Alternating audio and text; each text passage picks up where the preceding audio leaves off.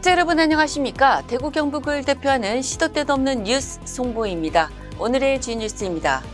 가수 영탁이 지난 13일 한국나눔연맹에 팬클럽 영탁앤블루스 이름으로 5천만 원을 기부했습니다.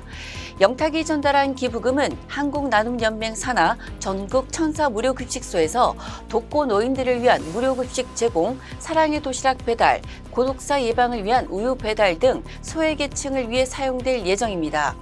영탁은 자신의 생일을 맞이해 팬들에게 받은 사랑을 돌려드리고 싶은 마음에 팬클럽 명의로 기부한 것으로 알려졌습니다.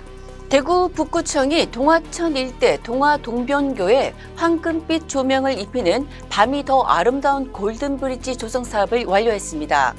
교량들은 도심 속 야경 명소가 될 것으로 보입니다. 북구청은 하천과 교량 특성에 따라 화려함보다는 주변과의 조화에 초점을 맞췄습니다. 북구청은 지역 주민과 상가 번역의 의견을 수렴해 동변교 하부에 디지털 영상 조명을 추가 설치할 계획입니다.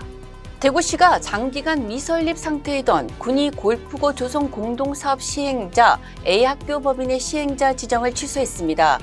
대구시 교육청은 지난 3월 A학교 법인에 대해 해산 명령을 내린 바 있습니다. A학교 법인은 당초 군위군에 특수목적 학교 등을 조성하겠다며 지난 2003년 12월 설립 허가를 받았습니다. 하지만 법인 설립 후 20년이 지나도록 학교를 설립하지 못했습니다.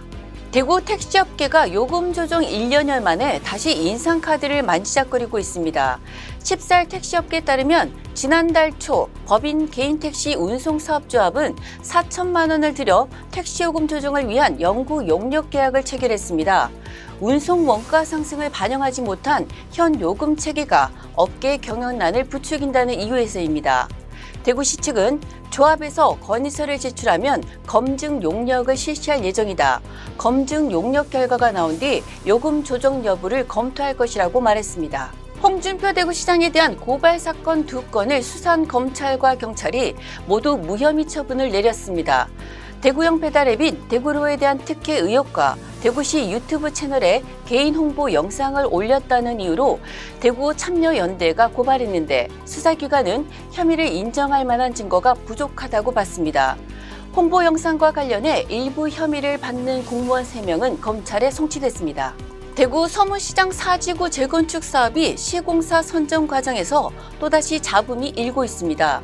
이번엔 투표 용지에 시공사 선택란 외에 재입찰을 의미하는 선택란을 추가해 논란입니다.